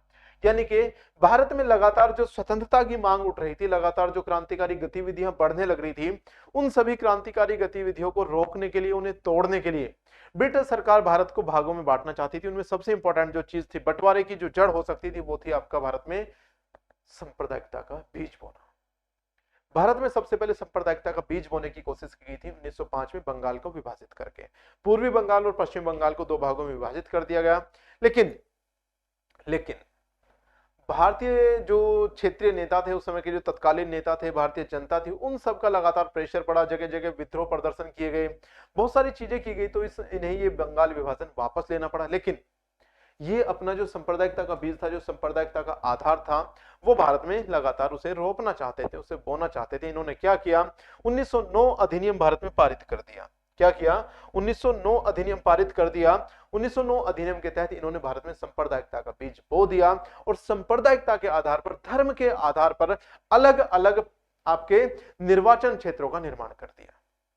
यानी कि अगर कहीं पर कोई मुस्लिम बाहुल्य क्षेत्र है, वहां पर जो चुनाव लड़ने का हक था वो सिर्फ मुस्लिम कैंडिडेट को दिया, कहीं बुद्ध थे, कहीं सिख थे, कहीं ईसाई थे। यानी कि सांप्रदायिक आधार पर प्रत्यक्ष निर्वाचन क्षेत्र या पृथक निर्वाचन क्षेत्रों का जो निर्माण किया गया वो 1909 के मार्लो मिंटो सुधार या 1909 अधिनियम के तहत किया गया, जिसे भारत में सांप्रदायिकता का जनक कहा जाता है। ठीक है, पृथक निर्वाचन प्रणाली की शुरुआत की गई, इसे मार्लो मिंटो सुधार भी कहा जाता है, और ये सुधार कहीं से कहीं तक भी नहीं था। ये क्या था? ये तो और ज्यादा बिगाड़ था। क्या था ये तो और ज्यादा बिगाड़ ही था। उसके बाद आता है आपका 1900 गवर्नमेंट ऑफ इंडिया एक्ट 1919, 1919 का अधिनियम आता है। इसे भी आपका मॉन्टेग्यू चेम्सफोर्ड सुधार कहा जाता है। इसे क्या कहा जाता है? इसे भी आपका मॉन्टेग्यू चेम्सफोर्ड सुधार कहा जाता है, लेकिन ये भी सुधार कहीं से कहीं तक नहीं था। ठीक है ना? हाँ, इतना कह सकते हैं कि जो मॉन्टेग्यू चेम्सफोर्ड सुधार था, इसमें पहली बार क्या किया गया? महिलाओं को वोटिंग का अधिकार दिया गया। क्या दिया गया?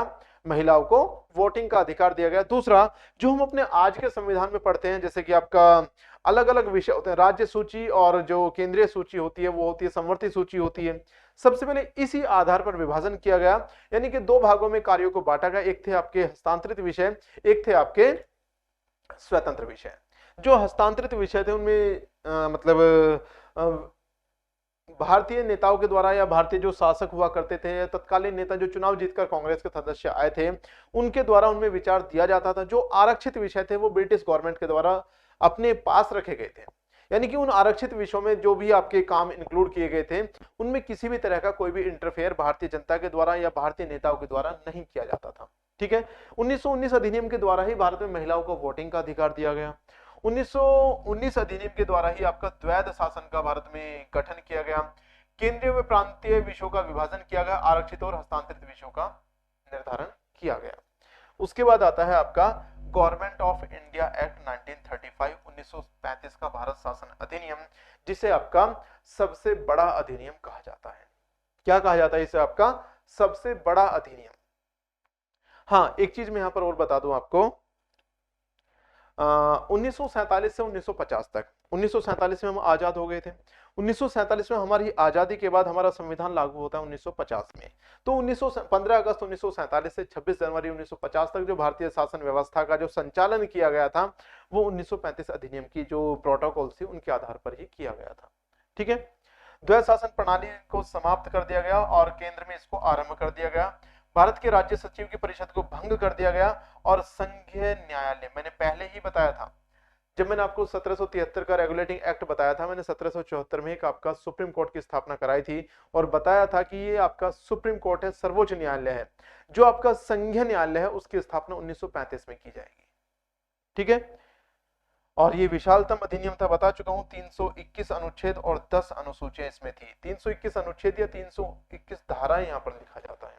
ठीक है, इसके बाद आता है आपका भारत स्वतंत्रता अधिनियम 1947, और इसी में आपका भारत के जो विभाजन था उसकी योजना तैयार की गई थी, जिसे आपका माउंटबेटन योजना या बाल्कन प्लान कहा जाता है। जो बाल्कन कंट्रीज हैं यूरोप के, उनके आधार पर ही भारत के विभाजन की पटकथा लिखी गई थी। माउंटबेटन योजना इसलिए कहा जाता है क्योंकि ये 1947 जो अधिनियम था, जिसे भारत स्वतंत्रता अधिनियम कहा जाता है, ये एक प्लानिंग की गई थी माउंटबेटन के द्वारा। ठीक है, उसके बाद गठित की जाती है स्वतंत्र भारत की पहली संविधान सभा। कब? 1946 में। अब यहां पर आपके लिए जानना जरूरी है कैबिनेट मिशन 1946 और क्रिप्स मिशन 1942 को। क्या होता है जब आपका होता है द्वितीय विश्व युद्ध, 1935 में शुरुआत होती है। द्वितीय विश्व युद्ध की जब 1935 में शुरुआत होती है तो भारत की जो सेना थी उसे भारतीय नेताओं के बिना पूछे ही अंग्रेज अपने खुद के निज स्वार्थों की पूर्ति के लिए, अपना युद्ध जीतने के लिए उसमें झोंक देते हैं। भारत में इसका पूरा विरोध होता है और जो 7-8 राज्यों में जो कांग्रेस सरकार बनी हुई थी, जो एक निर्वाचित सरकार थी, वो सभी 11 राज्यों से 8 राज्यों में कांग्रेस सरकार थी और 3 राज्यों में भारत के क्षेत्रीय दल थे। तो 11 राज्यों से एकदम से राज्य सरकार इस्तीफा दे देती है। अब जब राज्य सरकार 11 राज्यों से एकदम इस्तीफा दे देती है तो एक संवैधानिक संकट आ जाता है। किसके ऊपर? ब्रिटिश सरकार के ऊपर। ठीक है, अब संवैधानिक संकट इसलिए आ जाता है क्योंकि एक तो वो द्वितीय विश्व युद्ध में बिजी हैं, दूसरा भारत उनके हाथ से निकलता जा रहा था। तो उन्होंने एक प्रॉमिस किया कि आप हमारा युद्ध में साथ दे दो। आप हमारा युद्ध में साथ दे दो, युद्ध के बाद हम आपको स्वायत्तता प्रदान कर देंगे, हम आपके संविधान सभा का गठन करने के लिए कुछ प्रोग्रामिंग करेंगे। तो उस वादे की पूर्ति के लिए 1942 में भारत आता है क्रिप्स मिशन, जो कोशिश करता है संविधान सभा के गठन की, लेकिन असफल होता है। 1942 के क्रिप्स मिशन की असफलता के बाद एक और मिशन भारत आता है, जो है 1946 का कैबिनेट मिशन। एग्जाम में कई बार क्वेश्चन आता है कि भारतीय संविधान सभा का गठन किसकी सिफारिशों के आधार पर किया गया था, तो यह आधारित था कैबिनेट मिशन की सिफारिशों के आधार पर। कैबिनेट मिशन जो 1942 में भारत आया था, एक 3 सदस्यीय दल था। कितने सदस्य? एक 3 सदस्यीय दल था कैबिनेट मिशन, जिसके जो अध्यक्ष थे वो थे सर पैथिक लॉरेंस। कौन थे? Pethick Lawrence. दूसरे सदस्य के रूप में उनके साथ थे सर स्टैफर्ड क्रिप्स। कौन थे? Stafford Cripps. और तीसरे सदस्य थे एवी अलेक्जेंडर। कौन थे? एवी अलेक्जेंडर। 3 लोग आए थे भारत में किस काम के लिए? 1946 में भारत की संविधान सभा का गठन करवाने के लिए। अब जब भारत की संविधान सभा का गठन का प्रोग्रामिंग तैयार की गई, तो ये घोषित किया गया कि लगभग 10 लाख की जनसंख्या पर एक सदस्य निर्वाचित किया जाएगा। इसलिए जब भारत की संविधान सभा का गठन होता है तो उसके सदस्यों की संख्या होती है आपका कितना? 389, 389। क्यों? क्योंकि उस समय भारत की जनसंख्या थी लगभग 38 करोड़ 90 लाख। अब घोषित किया गया था कि 10 लाख पर एक होगा, इसलिए आपके कितने थे? 389 सदस्यों के द्वारा भारतीय संविधान सभा का गठन किया गया। चलिएगा अब इस पर चर्चा करते हैं किस पर? आपकी संविधान सभा के गठन पर। पूरे संविधान के निर्माण को थोड़ा सा एक बार ग्लिम्स लेते हैं। संविधान निर्मात्री सभा, भारत के संविधान का मसौदा तैयार करने के लिए लखनऊ में एक सर्वदलीय सम्मेलन का आयोजन किया गया था 1928 में। ये 1928 का कांग्रेस अधिवेशन था, जिसमें सबसे पहले मोतीलाल नेहरू के द्वारा मूल अधिकारों की मांग की गई थी। और 1928 के कांग्रेस अधिवेशन के बाद ही 1929 में नेहरू रिपोर्ट को प्रकाशित किया गया था। और नेहरू रिपोर्ट में ही 1929 में सबसे पहले मौलिक अधिकारों की स्पष्ट रूप से मांग की गई थी। इससे पहले आपका जो बाल गंगाधर तिलक थे और भी बहुत सारे क्रांतिकारी थे, जिनके द्वारा भारत के लिए स्पष्ट संविधान की बात कही गई थी। लेकिन लिखित रूप से सबसे पहले भारतीय नागरिकों के लिए अगर अधिकारों की बात किसी ने की है, तो भारतीय नागरिकों के लिए सबसे पहले अधिकारों की बात की थी 1928 के कांग्रेस के लखनऊ अधिवेशन में मोतीलाल नेहरू ने। और उसके बाद 1929 में प्रकाशित होती है आपकी नेहरू रिपोर्ट। ठीक है, अध्यक्षता में समिति गठित की गई, इसकी नेहरू रिपोर्ट कहलाई। जो रिपोर्ट थी इस समिति की वो थी आपका नेहरू रिपोर्ट। उसके बाद 1934 में वामपंथी एक नेता थे एमएन रॉय, इन्होंने भारत के लिए पहली बार संविधान सभा के निर्माण की बात रखी। 1935 में कांग्रेस ने आधिकारिक रूप से संविधान निर्माण के लिए संविधान सभा की मांग को उठाया 1935 में।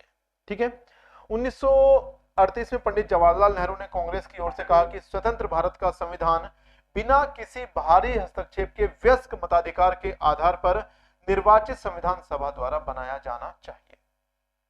ये 1938 वही वाला दौर है जब ब्रिटिश सरकार बिजी थी किसमें? सेकेंड वर्ल्ड वॉर, द्वितीय विश्व युद्ध, जो चला था 1935 से 1939 तक। ठीक है, जब आपकी 11 राज्यों में जो राज्य सरकारें थी उन्होंने इस्तीफा दे दिया था और एक संवैधानिक संकट से जूझ रही थी कौन? British government. और उसी समय एक मांग आती है पंडित नेहरू के द्वारा कि भारत का संविधान सिर्फ भारतीयों द्वारा तैयार किया जाना चाहिए बिना किसी बाहरी हस्तक्षेप के। ठीक है, उसके बाद बात करते हैं 1940 की। तो ब्रिटिश सरकार ने 1940 में अगस्त प्रस्ताव रखवाया था। क्या रखवाया था? अगस्त प्रस्ताव के माध्यम से संविधान सभा की मांग को स्वीकार कर लिया गया था। ठीक है, उसके बाद 1942 में आता है आपका क्रिप्स मिशन। क्रिप्स मिशन ने भारतीय नेताओं के साथ मुलाकात के बाद द्वितीय विश्व युद्ध के पश्चात एक संविधान निर्मात्री सभा के गठन का प्रस्ताव प्रस्तुत किया। लेकिन इन्होंने क्या किया था? इन्होंने भारत के विभाजन की पटकथा को रखा था कि अगर मुस्लिम चाहे तो अलग संविधान बना ले, हिंदू चाहे तो अलग संविधान, मतलब एक टुकड़े टुकड़े गैंग भारत को बनाने की कोशिश की गई थी क्रिप्स मिशन 1942 के द्वारा। इसलिए इस क्रिप्स मिशन को बिल्कुल पूरी तरह से नेग्लेक्ट कर दिया गया था कांग्रेस के द्वारा भी और मुस्लिम लीग के द्वारा भी। ठीक है, मुस्लिम लीग ने इस प्रस्ताव को भारत के विभाजन का स्पष्ट प्रावधान न होने के कारण अस्वीकार कर दिया गया था। यानी कि मुस्लिम लीग यहां पर मांग कर चुकी थी पृथक पाकिस्तान की। किसकी मांग कर चुकी थी? पृथक पाकिस्तान की। लेकिन क्रिप्स मिशन कह रहा था कि आप अपने लिए अलग संविधान बना लो। क्या क्रिप्स मिशन ने कहा था कि आप अपने लिए अलग संविधान बना लो, लेकिन जो मुस्लिम लीग थी वो अड़ी हुई थी किस बात पर? इसी बात पर कि हमें पृथक संविधान नहीं, पृथक देश चाहिए। क्या? पृथक देश चाहिए। इसलिए आपका जो क्रिप्स मिशन था जो 1942 में आया था ये हो गया था फेल। ठीक है, उसके बाद 1946 में आता है कैबिनेट मिशन। इसने दो पृथक संविधान सभाओं की मुस्लिम लीग की मांग को अस्वीकार कर दिया गया। इस योजना के तहत जुलाई 1946 में संविधान सभा के लिए निर्वाचन के सत्र को आयोजित किया गया था। इसके सदस्य थे sir Pethick Lawrence, Stafford Cripps और एवी अलेक्जेंडर। तो जुलाई 1946 में भारतीय संविधान सभा के गठन के लिए हो जाते हैं क्या, आपके चुनाव। ठीक है, उसके बाद ही भारत के गवर्नर बन के आते हैं, भारत के वायसराय बन के आते हैं कौन, माउंट बैटन। ठीक है, चलिएगा आगे बढ़ते हैं। आगे बात करते हैं संविधान सभा की महत्वपूर्ण तिथियों के बारे में। संविधान सभा का गठन हो चुका था, कुल सदस्य मैंने आपको बता दिए थे, ये रहा यहाँ पर लिखा हुआ है संविधान सभा का संगठन या संयोजन। गठन सदस्य संख्या यहाँ पर लिखी हुई है, जो कुल सदस्य संख्या थी 389 389 थी।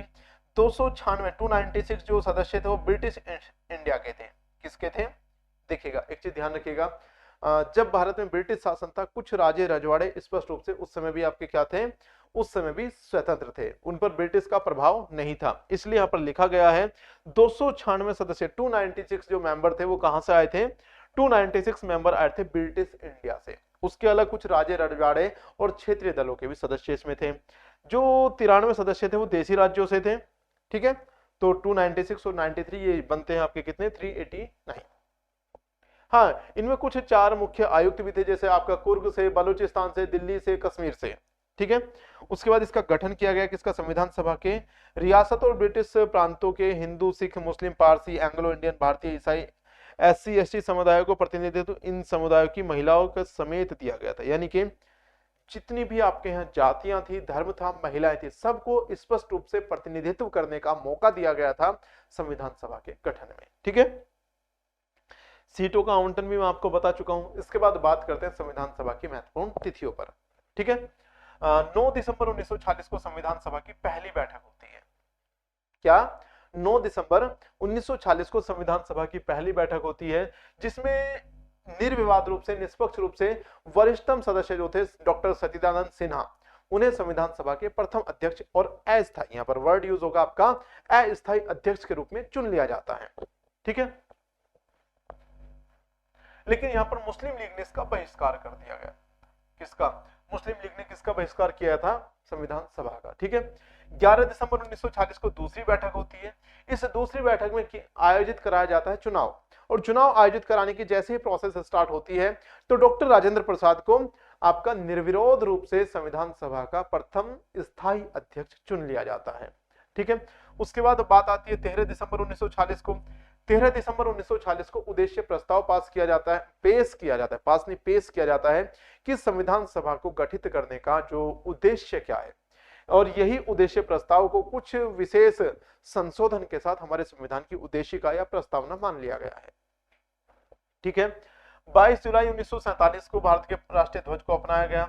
15 अगस्त 1947 को ब्रिटिश सरकार से सत्ता का हस्तांतरण, यानी कि हम आजाद हो चुके थे, दो स्वतंत्र डोमिनियन के रूप में भारत और पाकिस्तान का उदय हुआ था। पाकिस्तान का उदय हुआ था 14 अगस्त 1947 को और भारत का उदय हुआ था 15 अगस्त 1947 को।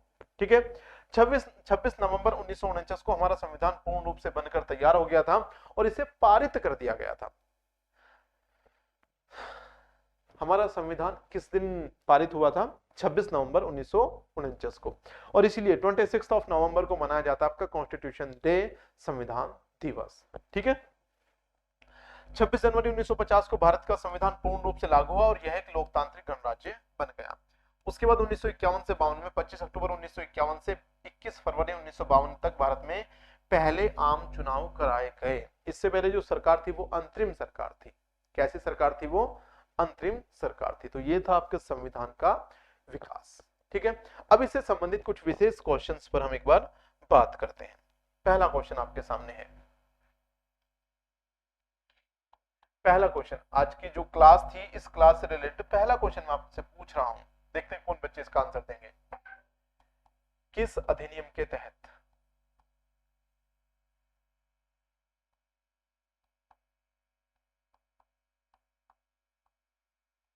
किस अधिनियम के तहत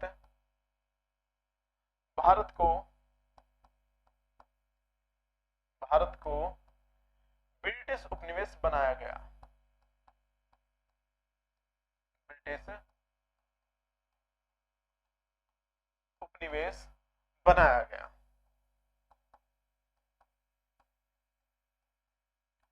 बताइएगा किस अधिनियम के तहत भारत को ब्रिटिश उपनिवेश बनाया गया था। मैंने आपको बताया था 1833 अधिनियम, जिसे चार्टर एक्ट भी कहा जाता है, भारत के लिए बनाया गया वो पहला चार्टर था।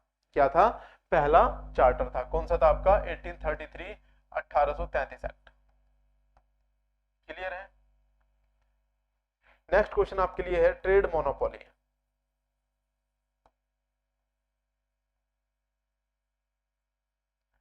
ट्रेड मोनोपोली या व्यापारिक एकाधिकार क्या है? व्यापारिक एकाधिकार, ट्रेड मोनोपोली। आज के क्वेश्चन के कुछ स्पेशल की पॉइंट्स जहां से क्वेश्चन आपके एग्जाम में बन सकते हैं वो आपको समझाने की कोशिश कर रहा हूं। सबसे पहला, भारत को जो कॉलोनी बनाया गया था, जो ब्रिटिश उपनिवेश बनाया गया था, वो आपका 1833 अधिनियम था। ठीक है ना? इसके बाद बात आती है किसकी? बात आती है भारत को ये आपका ट्रेड मोनोपोली, व्यापारिक एकाधिकार की। तो जब आपका 31 दिसंबर सन 1600 को ब्रिटिश ईस्ट इंडिया कंपनी का गठन किया गया था, तो गठन के साथ ही एक एकाधिकार पत्र साइन किया गया था कि ब्रिटिश सरकार ईस्ट इंडिया कंपनी से अलग किसी और कंपनी को भारत में व्यापार के लिए नहीं भेजेगी। यही आपका ट्रेड मोनोपोली या व्यापारिक एकाधिकार कहलाता है। इसके बाद आती है किस समिति की सिफारिश पर संविधान सभा का गठन किया गया? किस समिति की सिफारिश पर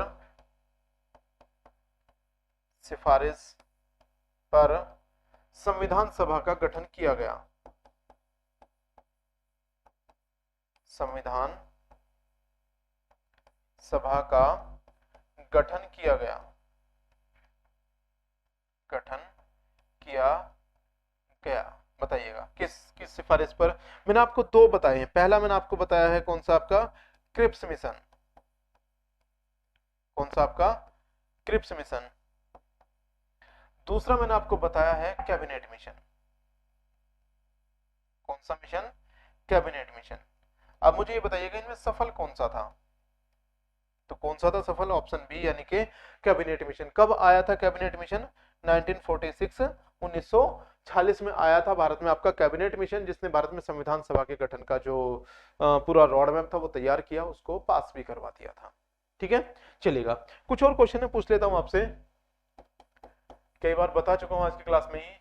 1947 और आपका 26 जनवरी 1950। यहाँ पर मैं लिख देता हूं 15 अगस्त। 15 अगस्त 1947 को हम आजाद हुए थे, भारत की अंतरिम सरकार का गठन हुआ था। ठीक है, और 26 जनवरी 1950 को हमारा संविधान लागू हुआ था। ठीक है, अब 15 अगस्त 1947 से 26 जनवरी 1950 तक का जो लगभग ये 2 वर्ष का जो समय था, इस 2 वर्ष तक समय के लिए जो सरकार का संचालन किया गया था, जो भारत के रूल रेगुलेशन का कोऑर्डिनेशन जो मेंटेनेशन किया गया था, वो किसके अकॉर्डिंग किया गया था? तो ये 1935 के अधिनियम के आधार पर। किसके? आपका 1935 अधिनियम के आधार पर। कई बार पूछा गया है 15 अगस्त 1947 से 26 जनवरी 1950 तक भारत में सत्ता का संचालन या सरकार का संचालन किसकी शर्तों पर या किन नियमों के आधार पर किया गया था? तो किन के आधार पर? 1935 अधिनियम के आधार पर। 1935 अधिनियम के आधार पर। ठीक है, ये कुछ इंपॉर्टेंट क्वेश्चन थे और 1935 में आप याद रखेंगे ये सबसे बड़ा अधिनियम भी है। क्या है आपका? सबसे बड़ा अधिनियम भी है। कौन है सबसे बड़ा अधिनियम? 1935 अधिनियम। ठीक है, इसमें आपका 321 धाराएं थी। ठीक है ना? ये आपका चैप्टर सेकंड जो आपका पल्स हैंड रिटन नोट्स की बुक का जो आपका सेकंड चैप्टर था, आपको समझा दिया है, बहुत अच्छे से बता दिया है। बाकी डिटेल आप बुक से कलेक्ट कर सकते हैं। पढ़िएगा, समझिएगा। कोई भी दिक्कत समस्या आती है तो अरिहंत की जो हेल्पलाइन है वो आपके लिए हमेशा ओपन है। ठीक है, मिलते हैं अगले चैप्टर के साथ। नमस्कार, जय हिंद, वंदे मातरम प्यारे साथ।